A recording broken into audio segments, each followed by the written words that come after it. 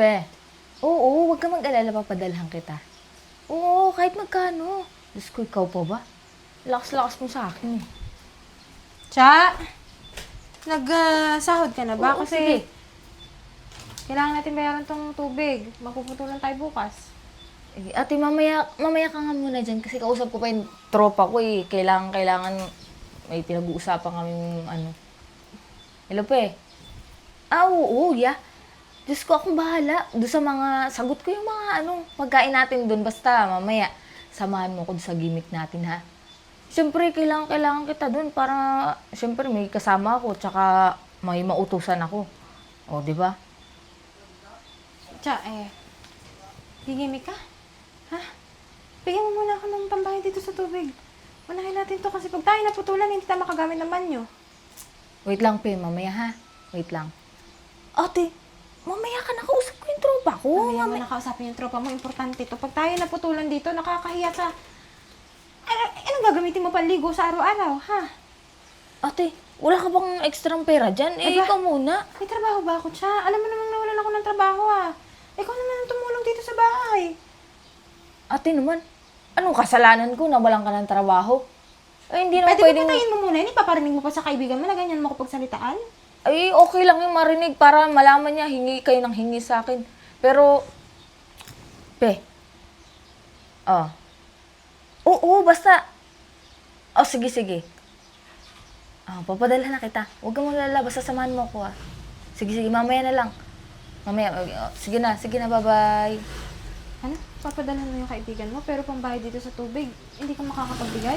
Ate, pinakikinabangan ko kasi yung kaibigan ko. Eh, syempre, sa gimmick, lagi kong kasama yun, tsaka tinutulungan ako nun. Eh, natural lang bakit mabayaran. kita tinutulungan? Nung may trabaho ako, tinutulungan kita. Ngayon wala akong trabaho, tulungan mo naman ako. Ate, inaasahan ako ng kaibigan ko, lalo na may anak yun. May anak din ako! Pamangkin mo pa! Hayaan mo magutom yan? Para lang masuportahan mo yung kaibigan mo? Eh, nagbigay naman ako sa'yo, Kailan? Last month pa yun eh. Iba ng buwan ngayon, Cha. Kailangan natin mabayad sa kuryente. Ay, tubig. Tsaka sa kuryente nga pala. Bigas natin, ubos na din. Ikaw yung may trabaho. Natural naman ikaw ang tumulong dito sa bahay. Hindi naman pwedeng palaging sa akin porkit ako may trabaho. Eh, syempre, dapat dumidiskarte ka din o kaya mag-apply ka. Alam ko yun. Pero nung may trabaho ako, pinabayaan ko ba kayo? Ha? Nung nag-aaral ka, sinuportahan kita Ano, susumbat mo ngayon sa akin yan, ate. Eh, syempre, inuuna ko yung pinapakinabangan ko naman yung kaibigan ko eh. Sige, Nauutusan ko naman. Kung ayaw mo bigay, mangungutang na lang ako. Nakakahiya naman sa'yo. Yan, hindi pwedeng laging sa akin na lang. Hindi mo mag-apply. Mag-apply. Ma, gutom na po ako. Ay! Anak, may sinaing dyan, pero wala pang ulam. Hintayin natin yung tita Cha. Makahingi tayong pamiling ulam. Tulungan mo ko dito. Dito ka pa eh. Pasok ka. Ay, Pala yung tita mo. pasensyahan mo na yung bahay Kasi, makalat pa. Nagtutupi pa yung ate ko eh. Nakakaya naman sa'yo. Ay, baka ba okay lang? Ay, Cha, pasensya ka na kasi biglaan yung pagpunta ko dito sa bahay niyo. Kaya nga, nagulat ako. Nag-aantay ka sa labas eh. Ay, Cha, pasensya na. Luto na yung sinaing, kaso wala tayong ulam. Baka pwedeng bigyan mo muna si Sia pera pambili. Ay, Cha, kailangan ko kasi ng pera eh. Kasi may contribution dun sa school ng anak ko. Wala kasi ako ibang mapaghihiraman eh. Alam ko naman na di mo ako kayang tiisin, diba? Relax ka lang. Di ba nung nakaraan, nang hiram ka na dyan sa kapatid ko? Ay, oo, bayad yun. Bayad yun dun sa pagtulong niya sa akin. Eh, alam mo naman, di ba, madami ako nilalakad. Eh, syempre, natural lang, nabayaran ko siya. Wala naman problema sa akin, pera mo naman yan. Pero bigyan mo muna pambiling pang ulam yung pamangkin mo at nagugutom na. Cha, kailangan ko kasi mamaya na yung pera eh. Kasi last day na ngayon nung sa contribution dun sa school. Oo, huwag ka mag-alala. Relax ka lang dyan. Bibigyan kita ng pera. Hingi ka na ng pambiling ulam sa tita Ha? mo. Tita, Oo nga pala, yung... pahingi pong pambili ng ulam. Eh, naku siya kanina pa kayo nakasaing tapos hindi pa kayo nakain. Sana bumili muna kayo. Kaya nangutang muna kayo dun sa sa tindahan. Oo nga, hinintay niyo pa talaga si Cha na makapasok dito? Ikaw nga, dumayo ka pa dito para mangutang din eh. Uy, Baka wala naman siguro masamang humingi kami ng pang-ulam sa kapatid ko dahil dito rin naman siya nakain. Wala din naman masama kung manghiram ako sa kaibigan ko, di ba? Oo, sino unahin mo? Ha? Magutom yung pamilya mo o yung kaibigan mo? Ate, sa susunod na lang kayo kasi mas importante kasi yung yung pangangailangan niya eh. Kailangan niya nung sa school lang anak niya tapos sasamahan niya ulit ako dun sa lakad ko kaya kailangan kong bayaran to. Ano ka ba? Mas kailangan na kailangan ko yung... Pwede naman kayo mangutang sa tindahan, di ba? O, punta ka muna dun kay Aling Prene, manghiram ka muna ng dun, dilata, mga sardinas, yun pwede na yun. Mamaya Hindi kasi... ka nagtitiisin mo mangutang yung pamangkin mo? May pera ka naman dyan, ipapahiram mo dyan. 100 lang, panagdadamot mo. Pang-ulam lang, tsa. Pero yung kaibigan mo hindi mo matiis. Uy, grabe ka naman. Ate, wag mo nga akong pinapangunahan kung ano yung gusto kong gawin sa pera ko. Hindi naman pwedeng lagi na lang kayong hihingi sa akin. Pati ba naman pagkain, dapat nga, ikaw na nagpo-provide nun eh. Alam mong may anak ka, dapat dumidiskarte ka sa buhay. Oo nga. Hindi yung hingi ka ng hingi. Pati ba naman sa anak mo, kailangan hingin mo pa kay Cha? Hindi mo ba nakokontak yung asawa mo para kahit pa Teka paano lang, Miss. padalhan niya? Babalik ko sa yung tanong. Pati ba naman sa anak mo, sa kapatid ko hihingin? Yun naman yung hinihiram ko kay Cha. Babayaran ko naman sa kanya. Kayo hinihingi nyo eh. Oh. Sige, pasensya na ha. Nakakahiya naman sa inyo. Pero anak. Punta ka na doon kay Aling Prene. Pe, mamaya ha. Hintayin ko ngayon Siyempre yung manliligaw ko kasi kailangan dun sa Ako bahala doon. Didiskartehan natin. Basta, tulungan mo ako. Lalo na yung sa nanay nun, napakasungit. Ikaw nang bahala kasi friendly kayo nung mama nun eh. Oo. Madali lang yun. Ilakad natin mamaya. Oo. Sige na ka na. Mamaya antayin mo ako. Kukunin ko lang sa kwarto, ha?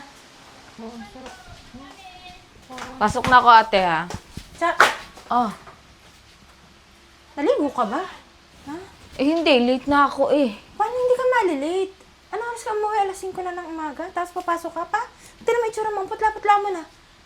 Alam mo, Tsa, ito, hindi ko sa pero yung mga kaibigan mo, laylayan mo na yan. Kung hindi ka piniperahan, tinan mo nangyayari sa'yo.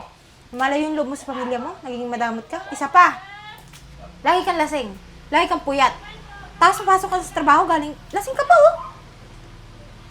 Ano ba pakailan mo ate? Nagagalit ka kasi hindi kita binibigyan ng pera. Hindi yun eh. Kasi parang nagiging masama na yung ugali mo dahil sa barkada mo. Hindi mo napapansin? Parang piniperahan ka lang. Inuutangan ka na inuutangan. Kaya nga hindi ka makapagbigay dito sa bahay eh. Binabayaran ka ba? Tapos yung mga gala nyo, di ba, lagi mong sagot? Tinan mo, wala ka pang tulog. Ang pula ng mata mo, ang putla ng labi mo. Nagkakasakit ka na dyan sa mga barkada mo na yan. Mula nung naging kaibigan mo yung mga yan, ano nangyari sa'yo? Ate, masaya ako. Masaya ako sa ginagawa ko. Pwede ba? Huwag mo nga akong pakialam kung anong gusto kong gawin sa buhay dahil dalaga ako. Hindi ko na problema kung may anak ka na. Dapat ikaw maghanap nga ng trabaho, hindi yung hingi ka ng hingi sa akin, oh. Ngayon, naghihirap yung anak mo. Pati yung anak mo na dadamay pa. Ano nangyayari sa'yo? Ha? Pati pagtulong sa pamilya, sobrang sama na sa'yo? Masaya ka na, sige, hindi na kita hihingan. Pero hinihingi ko sa'yo, Leo, yung mga kaibigan mo kasi hindi na maganda yung nangyayari sa'yo. Hindi ko sila lalayuan dahil sila lang dahilan kung bakit nagiging masaya ako. Kasi sila yung tumutulong sa akin. Tumutulong saan? Ha? Sa kaligayahan ko, kung anong gusto kong gawin.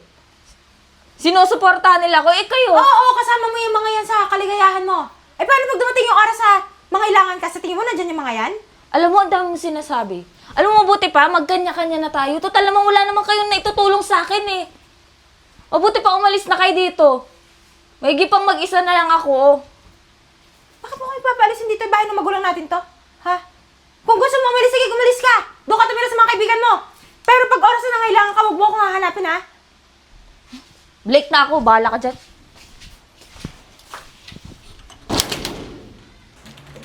Beshi. Ba't parang ang putla mo? Siguro pinuyat ka na naman ng jowa mo kagabi, no? Sakit nga ng ulo ko eh. Ay, hindi pwede masakit ang ulo, Beshi. Mamaya, magigimik ulit tayo. Pero, sagot mo, ha? Kasi hindi pa ako nakakabayad dun sa utang ko sa'yo, di ba? Oo, akong bahala dun. Madali lang naman yun. Kaya lang, medyo nahihirapan kasi akong humingi eh. Baka galing pa to dun sa alak na ininom natin kagabi. Kulang lang Sakit yan sa na ulo. alak. Ano ka ba? Okay lang yan. Baka mamaya okay ka na. Basta gigimik tayo, tuloy yun, ha? Pero nahihirapan talaga kami nga. Pero, basi may ballpen ka ba dyan? Sinawala yung ballpen ko dito. Kailangan ko pang mag-ano dito. Wala nga din yung ballpen ko. Siguro kinuha nung isa nating ka-office mate. Ano ba naman yan? Okay ka lang ba? Hindi nga, Besi. Sobrang sama ng pakiramdam ko ngayon talaga. Ay, naku. Kailangan ko hanapin yung ballpen ko. Mamaya magiging okay ka din. Parte lang yan. Ano ko ba? Hindi. Masakit talaga yung pakiramdam ko. Yun, sobrang sakit ng ulo. Magiging okay ka din. Beshi! Uy, Beshi! Tja, kamusta ka na? Ano ba kasi nangyari sa'yo? Dok, ano pong nangyari sa kaibigan ko? Ma'am, siguro bawas-bawasan niyo po yung kakapuyat. Tsaka sobra po kata sa pag-inom ng alak tong kaibigan niyo. Anemic po siya eh. Sa totoo lang ma'am, kailangan po niyang masalinan ng dugo. Okay lang, Dok. Parehas po kami ng blood type ng kaibigan ko. Siya na lang po magdodonate. Sige po, ma'am. Anong ako? Ayoko! Dok, hindi ako pwede, Dok. Naku ma'am, kailangan po talaga masalinan yung kaibigan niyo ng dugo. Di ba magkaibigan naman tayo? Baka pwede naman na salinan mo man lang ako ng dugo. Tsaka mahanap ka na ng iba. Takot ako sa karayom. Ayokong mamaya magkasakit pa ako pag binigay ko yung dugo sa'yo eh. Baka mabubusan pa ako ng dugo pag ako sa'yo. Ma'am, sa totoo lang, di naman po maubos yung dugo niyo eh. Bakit, Dok? Basta ayoko, Dok. Hindi. Uwi na ako hindi. Pupunta na ako sa office. May trabaho pa ako eh. Dok, sige na, Dok. Maghanap ka na ng iba. Basta ayoko. Ayoko.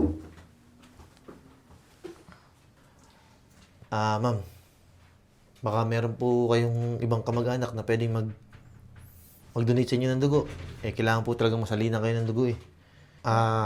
Pero sa ngayon ma'am, mas mabuti pa magpahinga po muna kayo. Kasi meron pa akong mga pasyenteng dapat asikasuhin. Balikan ko na lang po kayo ha. Salamat po, Dok.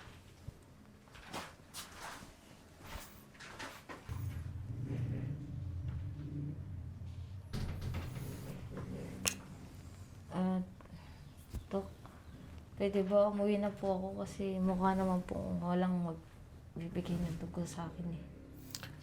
Miss, actually papunta na dito yung yung nurse. Bale, meron na sa yung magdodonate po ng dugo. Sino po, Dok? Siya po. Dok, pwede ko na ba itong tanggalin? Kasi may ilang ako, hindi naman na dumudugo eh. Ate? Gising ka na pala. Salamat ka talaga. Di pa rin kita kayang tiisin. After ng mga pinagsasabi mo sa akin. Nasaan mga kaibigan mo? Ano? Nasaan? Na-hospital ka na, kakainom, kakapuyat. Sino may kasalanan? Ako ba? Ako? Sorry, ate. Sorry ka. Mag-sorry ka talaga. Alam mo, hindi ko naman gustong humingi ng pera sa'yo eh. Pero kung ako may trabaho, hindi kita bababayaan. Uunahin ko kayo. Sana na-realize mo na wala kang maasahan sa mga kaibigan mo na yan. Tinan mo ngayon. Nasaan sila ngayon nasa ospital ka? Ma'am, sa totoo lang, meron po siyang kaibigan dito kanina eh. Talaga, Dok? Kaya lang, iniwan po siya eh. Sayang, parehas pa naman sila ng blood type ng dugo. Madala-dala ka sa mga kaibigan mo. Kapag nakalabas ka dito, at yung kaibigan mo na yan, singilin mo yung sa mga utang niya sa'yo Po, ate. Sorry, ate. Kaya ate, babawi ako sa inyo ni Sia. Lagi mo unahin yung pamilya mo. Dahil sa oras ng kagipitan, pamilya mo rin ang tutulong sa'yo. Ma'am, baka pwedeng salinan na po siya ng dugo. Dok, kasi kailangan ko naman pa-check up. Pwede mo ba ako i-check up? Medyo sumasakit kasi yung dibdib ko, Dok. Kung magalala, ma'am. Ako ang papagaling sa puso mo. Talaga, Dok? Oo naman. Sige, nandiyan ka na, ha? Ate. Papagalingin ako ni Dok. Dok, tara na, Dok. Ate, huwag mo nang dagdagan si Sia. Magaling ka ha. Dok, ang sakit ng puso ko, Dok. Halika.